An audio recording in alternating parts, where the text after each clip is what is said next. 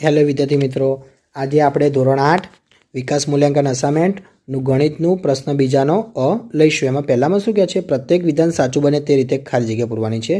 એમાં પહેલો છે 2 કિલોગ્રામ અને 750 ગ્રામનો ગુણોત્તર શોધવાનો છે। તો 2 કિલોગ્રામને ગ્રામમાં ફેરવીશું તો કે 2000 ગ્રામ ભાગ્યા 750, તો ડબલ ઝીરો ઉપર અને નીચે એક એક જીરો ઉડી જશે। તો 200ના ભાગ પાડીશું, 25 × 200, 75ના ભાગ પાડીશું, 25 × 75, તો 25 અંશ અને છેદમાં 25 ઉડી જશે। તો વધીશું 8/3, તો કે 8/3 એ આપણો જવાબ રહેશે।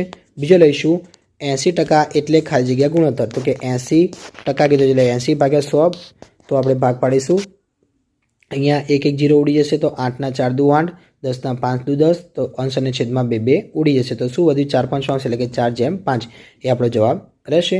ત્રીજો લઈશું, એમાં શું કહે છે 7 જેમ ખાલી જગ્યા, તો 7/10 આવશે, કારણ કે ગુણોત્તર એટલે કે 70% કીધું, 7 દશાંશ ગુણ્યા 100 એટલે કે અંશ અને છેદમાં એક એક જીરો ઉડી જશે, તો 7 × 70 આવી ગયા, એટલે માટે 7/10, તો કે 10 આપણો જવાબ આવશે અહીંયા।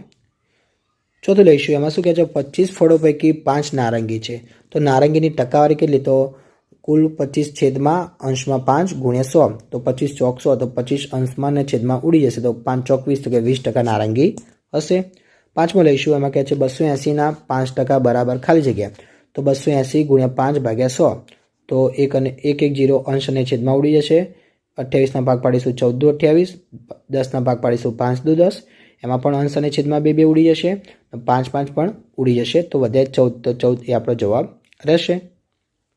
છઠ્ઠો લઈશું, 25 વિદ્યાર્થીઓમાં 72% વિદ્યાર્થી ગણિતમાં હોશિયાર છે, તો ખાલી જગ્યા વિદ્યાર્થીઓ ગણિતમાં નબળા છે। તો ચલો 25 ગુણ્યા 72/100 કરીશું, તો શું થશે, અહીંયા 25 ચોક 100 એટલે 25 અંશ અને છેદમાં ઉડી જશે।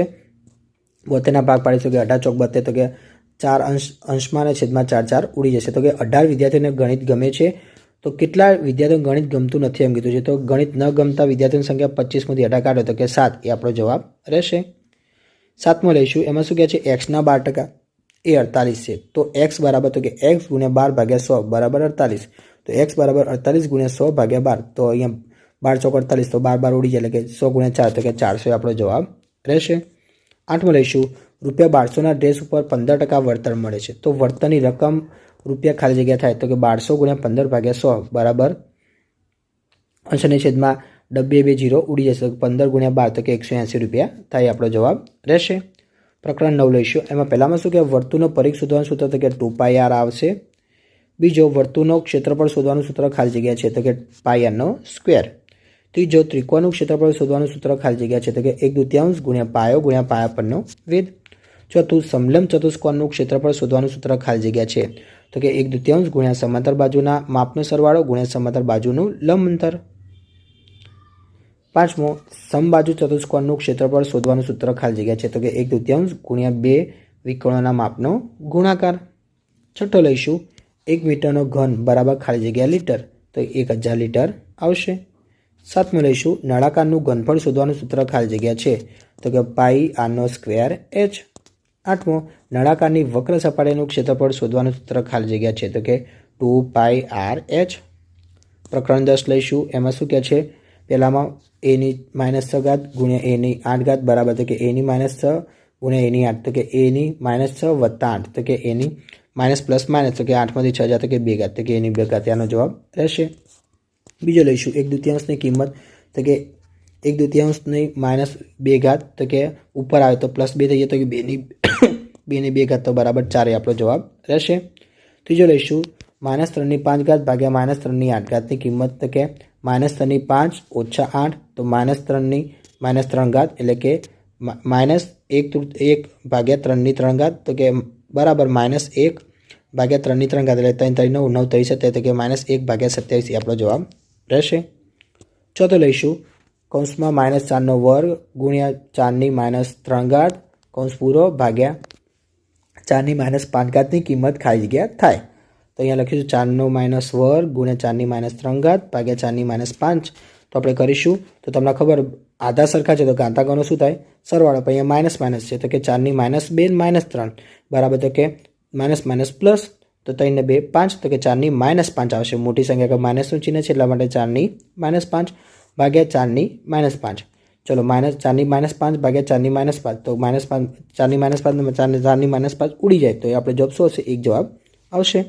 પાંચમો લઈશું મોટા કૌંસમાં નાના કૌંસમાં -1/2 કૌંસની બહાર વર્ગ એની પણ મોટા કૌંસની બહાર માઇનસ વર્ગ છે.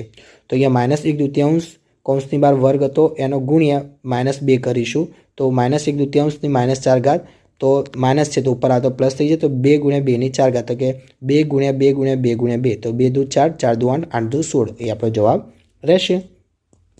છઠ્ઠો લઈશું એમાં શું કહે 3 - 1 × 2 - 1 × 6 × 1 ઘાત બરાબર ખાલી જગ્યા તો 3 - 1 × 2 - 1 × 6 × 1 ઘાત તો 3 - 1 ને 2 - 1 આધાર સરખા છે ઘાતાંક સરખા છે તો આધારનો ગુણાકાર કરીશું તો 3 × 2 - 1 ઘાત × 6 × 1 ઘાત તો કે 6 ની -1 ને 6 ની 1 ઘાત તો કે 6 ની -1 વત્તા 1 તો માઇનસ પ્લસ માઇનસ તો 1 માંથી 1 જાય તો 6 ની 0 ઘાત એટલે કે 1 આપણો જવાબ રહેશે. સાતમો લઈશું એમાં શું કહે છે p ની -3 ને બીજી રીતે 1/p3 લખી શકીએ છીએ આપણે. આઠમો 2 ની -3 ની કિંમત ખાલી જગ્યા થાય તો 2 ની -3 કીધું છે તો કે 2 × 2 × 2 બરાબર શું થશે -1 ની 8 ઘાત આપણો જવાબ રહેશે. પ્રકરણ 11 લઈશું એમાં શું કહે છે પહેલામાં જો a અને b સમપ્રમાણમાં હોય તો ખાલી જગ્યા અચળ હોય તો કે a/b આવશે જવાબ. બીજો જો a અને b વ્યસ્ત પ્રમાણમાં હોય તો ખાલી જગ્યા અચળ હોય તો કે ab. ત્રીજો એક રાશિ વધે તો બીજી રાશિ તેટલા જ પ્રમાણમાં વધે અને જો એક રાશિ ઘટે તો બીજી રાશિ તેટલા જ પ્રમાણમાં વધે તો ઘટે આવશે અહીંયા તો પ્રમાણ તો ખાલી જગ્યા છે તો કે સમપ્રમાણ આવશે. અહીંયા વિદ્યાર્થી મિત્રો અહીંયા લખ્યું છે તો બીજી રાશિ તેટલા જ પ્રમાણમાં ઘટે તો તે પ્રમાણ ખાલી જગ્યા છે તો કે સમપ્રમાણ આવે. ચોથો લઈશું એક રાશિ વધે તો બીજી રાશિ તેટલા જ પ્રમાણમાં ઘટે અને જો એક રાશિ ઘટે તો બીજી રાશિ તેટલા જ પ્રમાણમાં વધે તો તે વ્યસ્ત પ્રમાણ કહેવાય.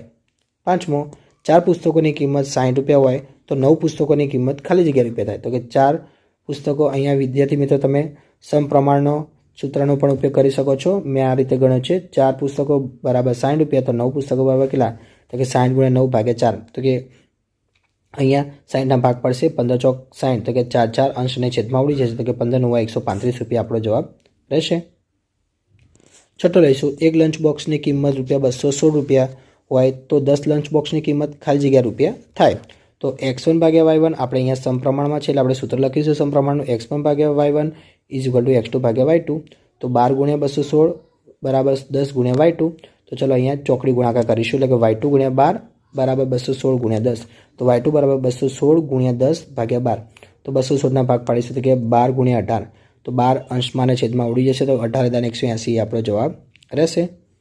સાતમાં લઈશું એમાં શું કહે છે 18 માણસોને એક દિવાલ ચણતા 12 દિવસ લાગે છે તો 6 માણસોને તે કામ પૂરું કરતાં કેટલા દિવસ લાગશે તો વિદ્યાર્થી મિત્રો અહીંયા વ્યસ્ત પ્રમાણમાં છે તો આપણે વ્યસ્ત પ્રમાણનું સૂત્ર લખીશું તો કે x1y1 = x2y2 તો 18 × 12 બરાબર 6 × y2 તો y2 × 6 બરાબર 18 × 12 તો y2 બરાબર 18 × 12 / 6 તો ચલો આપણે ભાગ પાડીશું 12ના 6 દુ 12 તો કે 6 ઉડી જશે એટલે કે 18 × 2 = 36 તો y2 બરાબર 36 દિવસ લાગશે. આઠમું લઈશું એમાં શું કહે છે 15 કડિયાને એક કામ કરતાં 4 કલાક લાગે તો આ કામ 12 કડિયા ખાલી જગ્યા કલાકમાં પૂરું કરી શકે તો x1y1 = x2y2 તો કે 15 × 4 આ વિદ્યાર્થી મિત્રો આ રહ્યું વ્યસ્ત પ્રમાણમાં છે એટલે મેં સીધું તમને કહી દઉં છું x1y1 = x2y2 15 × 4 બરાબર 12 × y2 તો y2 × 12 બરાબર 15 × 4 તો y2 બરાબર 15 × 4/12 તો 15ના ભાગ પાડીશું 5 × 15 12ના પાડીશું 4 × 12 તો 3 ઉડી જશે અંશને છેદમાં 4 પણ ઉડી જશે તો કે 5 આપણો જવાબ આવશે તો y2 બરાબર 5 કલાકમાં પૂરું કરી શકશે. પ્રકરણ 12 લઈશું એમાં શું કહે છે 25x² - 36 તો આપણે આનો દાખલો ગણીશું બરાબર ખાલી જગ્યા 5x + 6 લખેલું છે તો 25x² - 36 તો વિદ્યાર્થી મિત્રો આપણે આ સૂત્ર પેલું a² - b² હતો એ સૂત્રનો આપણે ઉપયોગ કરીશું અહીંયા તો કે 25 એટલે કે 5નો વર્ગ થાય કે 5x કૌંસની બહાર વર્ગ -6નો વર્ગ એટલે કે 36 થઈ જાય ને તો ચલો આપણે આપણે a² - b² સૂત્ર હતું તો આપણે લખતા હતા એકવાર a - b બીજી વાર લખતા હતા a + b તો અહીંયા આપણે રીતે લખીશું 5x - 6 બીજા કૌંસમાં 5x + 6 તો 5x + 6 તો લખેલું જ છે તો ખાલી જગ્યામાં શું લખીશું 5x - 6 એ આપણો જવાબ રહેશે. બીજો દાખલો લઈશું એમાં છે x² + 10x + 21 બરાબર એક્સ વત્તા 7 ખાલી જગ્યા. તો અહીંયા લખીશું આપણે એક્સનો વર્ગ વત્તા 10 ભાગ પાડીશું કે 7x વત્તા 3x વત્તા 21. તો હવે પહેલાં બે પદોમાં કોમન શું નીકળશે તો કે એક્સ. તો વધી ઘટી શું છે તો કે કૌંસમાં લખીશું એક્સ વત્તા 7 વત્તા બીજા બેમાં કોમન શું નીકળશે તો કે 3. તો વધી ઘટી શું છે તો કે એક્સ વત્તા 7. તો આપણે એકવાર લખીશું એક્સ વત્તા 7, બીજામાં લખીશું એક્સ વત્તા 3. તો આપણો જવાબ શું હશે? એક્સ વત્તા 3 એ આપણો જવાબ રહેશે. ત્રીજો લઈશું એક્સનો સ્ક્વેર માઇનસ 12x વત્તા 32 બરાબર એક્સ માઇનસ 8. તો ચલો અહીંયા આપણે દાખલો ગણીશું તો કે એક્સનો સ્ક્વેર માઇનસ 8x વત્તા માઇનસ 8x માઇનસ 4x વત્તા 32 બરાબર એક્સ કૌંસમાં એક્સ ઓછા 8 માઇનસ 4 કૌંસમાં એક્સ ઓછા 8. તો બરાબર એક્સ ઓછા 8 એક્સ ઓછા 4 આવશે. તો આપણો જવાબ શું હશે? એક્સ ઓછા 4. ચોથો લઈશું એક્સનો સ્ક્વેર માઇનસ 4x વત્તા 4 બરાબર શું આવશે?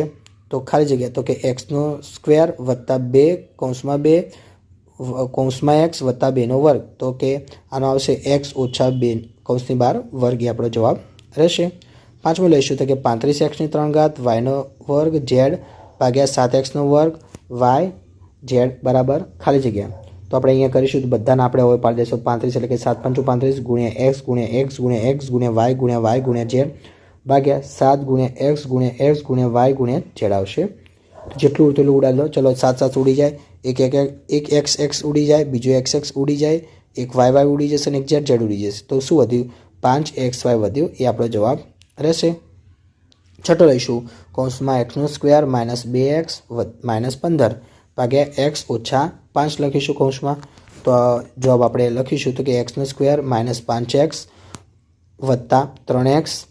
તો જો 5.3 જાય તો 2 આવે એટલે એ જ કહેવાય એક્સનો સ્ક્વેર ઓછા 5x વત્તા 3x ઓછા 15 ભાગ્યા એક્સ ઓછા 5. તો ભાગ પાડીશું પહેલાં બેમાં શું કોમન નીકળશે તો કે એક્સ. વધી ઘટી શું છે તો કૌંસમાં લખીશું આપણે એક્સ ઓછા 5, બીજામાં શું કોમન નીકળશે તો કે વત્તા 3. તો વધી ઘટી શું છે તો કે એક્સ ઓછા 5 ભાગ્યા એક્સ ઓછા 5. ચલો હવે આપણે એક્સ ઓછા 5 વત્તા એક્સ વત્તા 3 ભાગ્યા એક્સ ઓછા 5. તો કે અંશ અને છેદમાં એક્સ ઓછા 5 ઉડી જાય. તો વધી ઘટી શું છે તો કે એક્સ વત્તા 3 એ આપણો જવાબ રહેશે. સાતમો લઈશું એમાં શું કહે છે? 16x નો વર્ગ ઓછા 49 ભાગ્યા 4x વત્તા 7 બરાબર 4x ઓછા 7. તો આપણે ગણીશું દાખલો તો કે 4x નો વર્ગ ઓછા 7નો વર્ગ ભાગ્યા 4x વત્તા 7.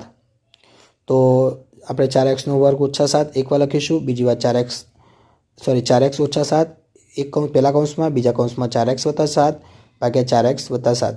તો પહેલા કૌંસમાં લખીશું 4x ઓછા 7, બીજા કૌંસમાં 4x વત્તા 7 ભાગ્યા 4x વત્તા 7. તો 4x વત્તા 7 4x વત્તા 7 ઉડી જાય.